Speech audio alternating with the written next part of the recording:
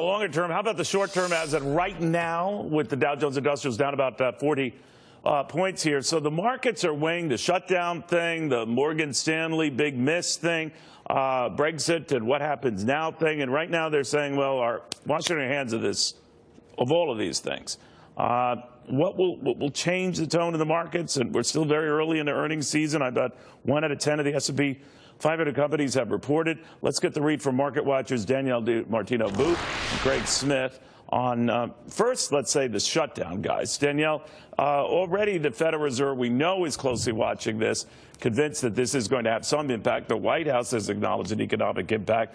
Jamie Dimon at J.P. Morgan Chase has said enough to wipe out any growth at all in the first quarter. Where are you on this?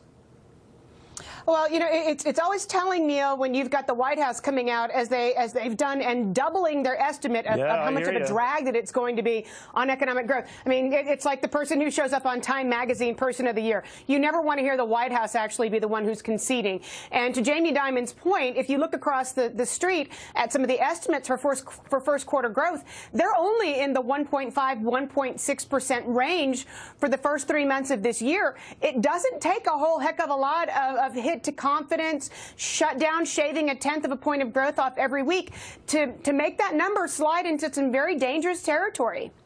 Craig, when you're looking at this, the shutdown has not affected stocks at all. In fact, the market's gone up, I think, about 8% since the shutdown first started. What do you read into that? Yeah, I don't think it's had an appreciable effect on the markets or the economy at all at this particular stage of the game, Neil.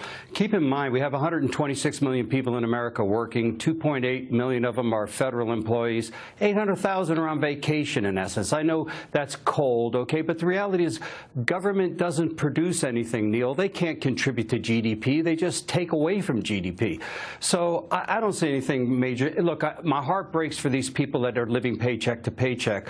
But I don't really think it's impacting the economy. I don't suspect it's going to unless it's a really extended shutdown. But it's beyond these workers, right, Danielle? It's you know, the people who wait on longer lines at TSA or getting to aboard a flight, or Delta saying because of that kind of stuff, it's costing them $25 million a month, or FHA-backed loans that can't close because there is no FHA, you know, operating right now.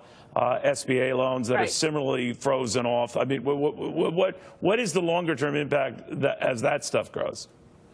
Yeah, and you can add to that laundry list that you just named, Neil, initial public offerings. You can't get deals closed. That's right. You're starting to see, we had started to see CEO confidence take a hit in the fourth quarter. We've seen a continuation of that with some surveys that have come out over the past 48 hours that CEOs are not getting much happier. They're not going to be happy if they can't get business done. And there has to be something for the unquantifiable, for the hit that confidence is taking. The flip side of it is to the point that markets are up to the extent they are.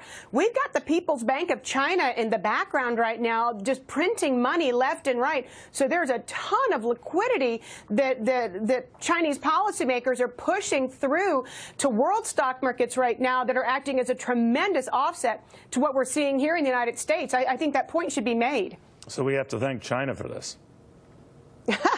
All right, there's a first. Maybe not. It's a great point, though. Craig, could I ask you this?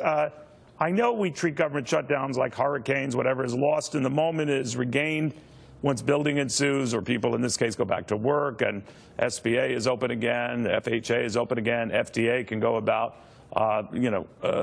completing the pace of drug and food-related approvals and inspections, so that it's a wash. Are you in the wash camp?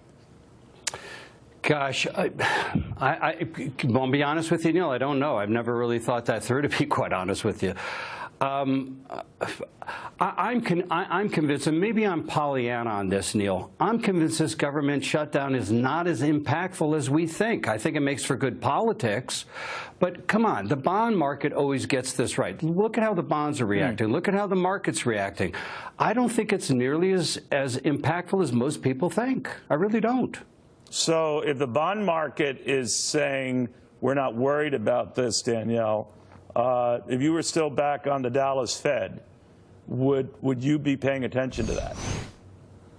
Oh, I think the reason that markets are as questioned as they are, that the bond market is really not being affected by this, is because I think that the people on the Federal Reserve are paying attention to the shutdown. I think that they're paying attention to what people who are running companies have to say, and it's making them much more cautious. And there's nothing that the market likes more than further evidence that you're going to keep Jay Powell and everybody who wants to tighten interest rates on the sidelines. And that's certainly what the data are telling us on a day-to-day basis. In addition to the fact that we actually don't have data, Neil.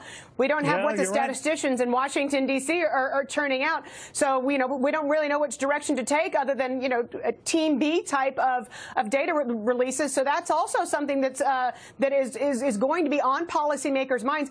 There's nothing more that central bankers like than hard data.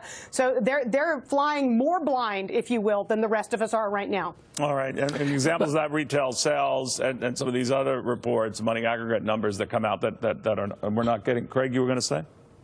I was just going to say, if you look at the overall market, we're not seeing any sector that's really reacting, Neil. So if we had a particular sector that was reacting, I would say we should pay closer attention to this. And look, I'm not being blasé about it, but this morning I had an interesting experience, Neil. I was looking at all the data, and I put the data to the side for just a minute, and I started thinking back, when did I feel this way before?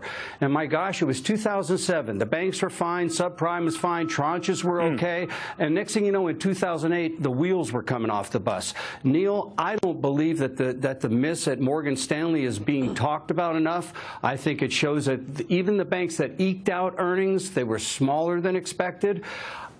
I think there's a problem in our banking system. Now, call me crazy. I could be wrong, okay? But something's not right, Neil.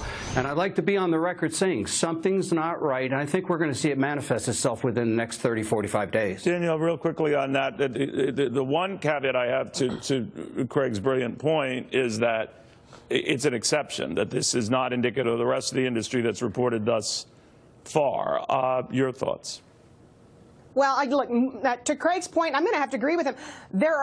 Morgan Stanley has a massive army of bankers that are in contact with investors every single day, and it was their wealth management, the hit that their wealth management division took, much more than just fixed income trading, that got my attention today. I think we should be paying attention.